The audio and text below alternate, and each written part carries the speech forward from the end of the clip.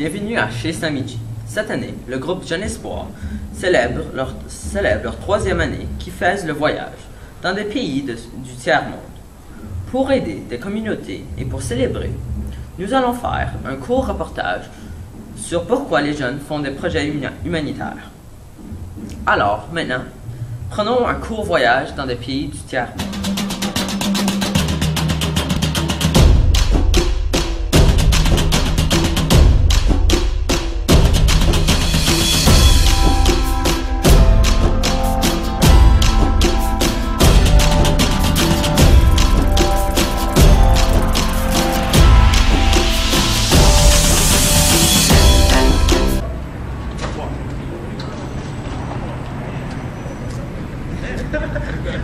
Like the usual. Oh my god. Du côté plus personnel, surtout quand tu es la personne qui l'organise. Tu te donnes de nouvelles expériences. Les fils, pour faire des projets humanitaires, tu peux avoir des bonnes expériences, des bonnes références sur ton CV et si tu veux l'aider les autres, comme. Il y a la nouvelle expérience. Tu peux apprendre une nouvelle pays. Tu peux apprendre quelque chose de nouvel sur un pays. Et tu peux découvrir de nouveaux valeurs. Comme vous avez vu dans les témoignages auparavant, les jeunes peuvent faire des projets humanitaires pour plusieurs raisons. Les jeunes peuvent utiliser toutes les nouvelles expériences qu'ils ont vécues plus tard dans la vie. Par exemple, 43% des personnes apprennent de nouvelles compétences ou travaillent sur les compétences qu'ils ont déjà acquises. 68% des élèves travaillent plus fort en faisant des projets humanitaires. Les gens qui vont faire des projets ont moins tendance à avoir de mauvais comportements ou vont faire mieux à l'école. 81% des employeurs voudront embaucher les personnes qui vont faire des projets humanitaires. Tu pourras trouver l'emploi de votre rêve.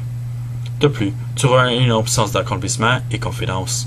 Les jeunes qui vont aider les pays en besoin vont savoir que le restant de leur vie, qu'ils ont changé la vie de quelqu'un. D'ailleurs, ils ont aussi fixé un objectif et ont réussi.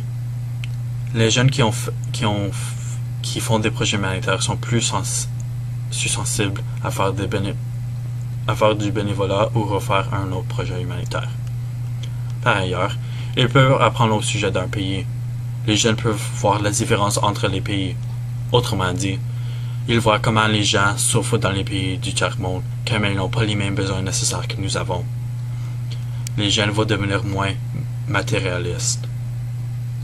De plus, ils peuvent découvrir le plaisir de voyager. Ensuite, il y a plusieurs bénéfices sur la santé. 25% des personnes qui vont faire des projets ont perdu du poids. 47% sont plus en forme. 20% des gens boivent moins d'alcool. 30% fument moins. 71% des gens peuvent mieux lutter contre la dépression et 63% peuvent mieux lutter contre le stress. Les étudiants ont aussi la chance d'utiliser leurs valeurs et même découvrir de nouvelles valeurs lors des projets humanitaires comme communication, amour, compétence, religion, humour, responsabilité, paix, satisfaction et tolérance. Pour mieux découvrir plus sur les projets humanitaires et les bénéfices, j'ai fait une petite entrevue avec les experts Mahana Point et Mme Rideau. Quand je participe dans des activités humanitaires, que ce soit Jeune Espoir Jamaïque aussi, genre j'amène mes élèves au camp de région, des choses comme ça, ou des actes de charité que je fais, ce que ça fait pour moi, c'est je réalise comment ma vie est belle, comment est-ce que j'ai tellement de gens autour de moi qui m'aident, qui sont là pour moi, je réalise qu'est-ce que j'ai comme chance. Moi, personnellement, ce que ça m'a apporté, c'est vraiment un sens d'appartenance, puis un sens de pouvoir aider les gens. Je trouve qu'à chaque fois que je reviens d'un voyage humanitaire, je me sens beaucoup mieux. Puis je prends conscience du fait que je suis tellement chanceuse dans ma vie.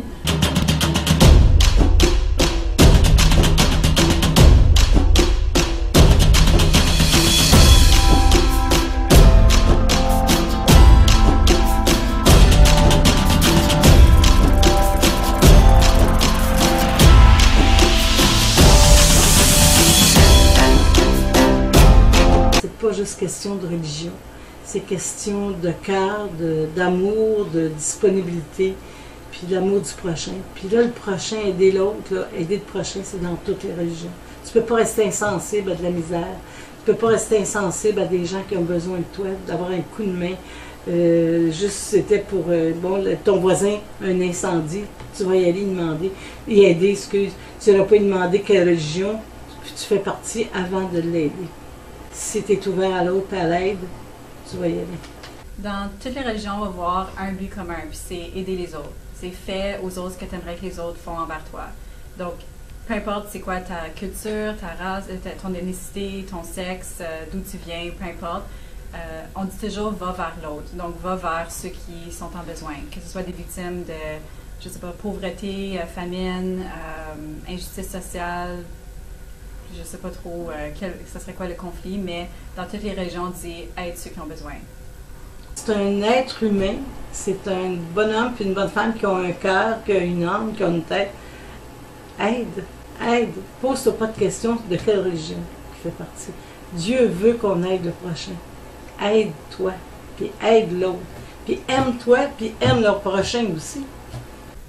Dans la religion, on dit toujours aide les autres. Donc, aide ceux qui sont en besoin. Puis demande d'amour envers tes ennemis, les pires personnes de la société, ceux qui sont rejetés, ceux qui ont fait des mauvaises choses. Il faut les pardonner. Parce que si on décide de juste aider ceux qui sont comme nous, aider les meilleures personnes, c'est peut-être pas nécessairement ces personnes-là qui ont surtout besoin d'aide. Donc, si tu prends du bien et prêter sans rien espérer, votre récompense sera grande. Citation de la Bible du Saint-Luc. Donner et partager. C'est tous les aspects dont nous devons prendre en considération à chaque jour. Dans cette citation de la Bible, Saint-Luc est en train de dire qu'il faut donner du bien, mais sans espérer avoir du bien en retour. Plusieurs organisations, par exemple les Bergers de l'Espoir, supportées par une église catholique, ont comme but d'aider les autres par faire des dons de nourriture ou même des soupers pour ceux qui ont besoin. Chaque religion supporte des projets humanitaires, mais dans la Bible, il croit que les chrétiens donnent le plus à cause qu'ils veulent et non à cause qu'ils sont obligés. Même 80% des hôpitaux, par exemple l'hôpital Montfort, construit après la Deuxième Guerre mondiale, étaient construits par les chrétiens. Oui, les chrétiens. Tandis que le musulman doit donner 3% de leur revenu total envers les projets humanitaires. Alors, les résultats varient.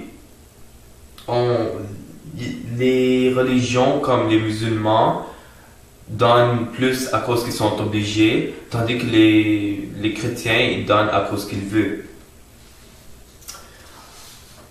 Basé sur un tableau, les pourcentages démontrent que la Saudi Arabie a une population totale de 100% musulmans, donne le plus d'argent envers les projets humanitaires. Mais seulement à cause que chaque personne sont obligées de donner 3% de leur revenu total. En conclusion, chaque religion a comme but pour donner à ceux qui ont besoin. Comme dit dans la Bible, celui qui travaille, travaille pour lui-même. Alors, ça dépend tout de toi.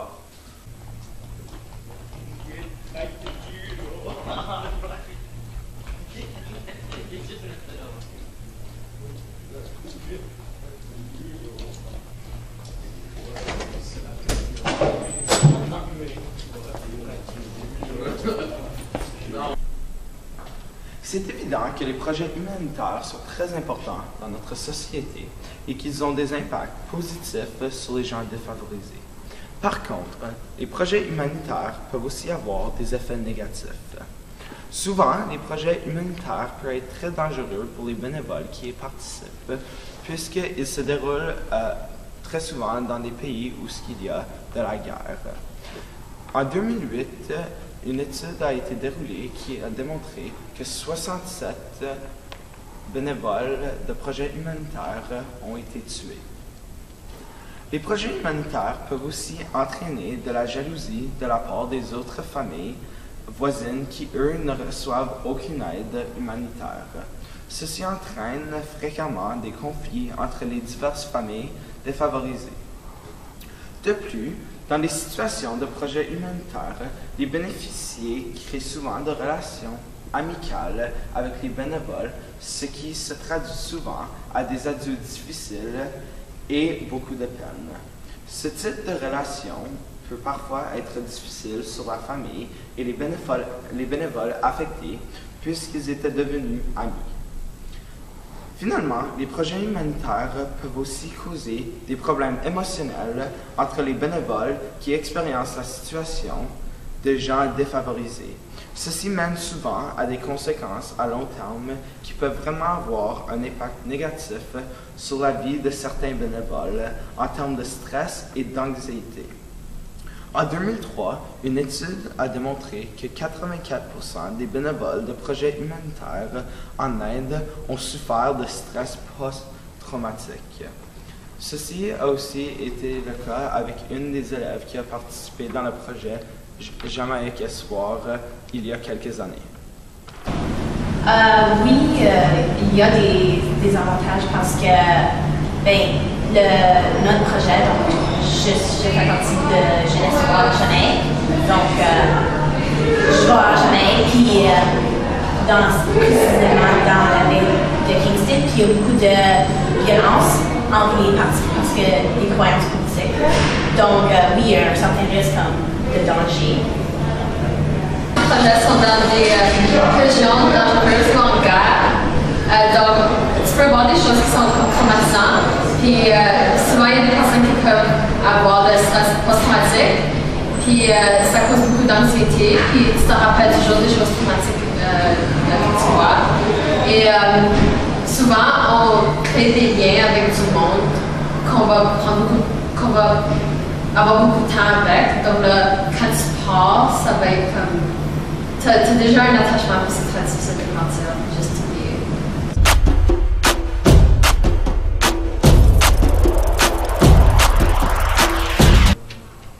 Les avantages d'un projet humanitaire diffèrent de l'objectif des projets.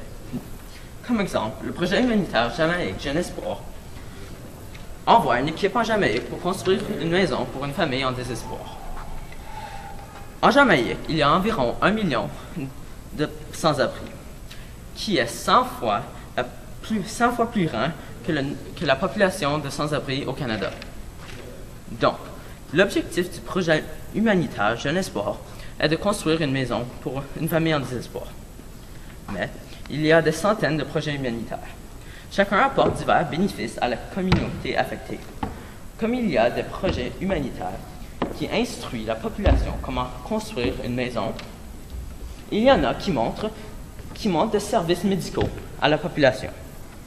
Donc, les bénéfices d'un projet humanitaire diffèrent d'un projet à l'autre, mais tout projet aide une communauté à grandir sur elle-même. Pour conclure à la question, pourquoi les jeunes veulent faire des projets humanitaires? Les projets humanitaires ont plusieurs bénéfices personnels qui aident les gens à grandir comme personnes. Ces projets aident de diverses façons. Des communautés qui sont affectées obtiennent beaucoup d'aide. De plus, la religion inspire les jeunes à faire ces projets. Malheureusement, les projets humanitaires ont même aussi des désavantages. Mais pour gagner, il faut perdre.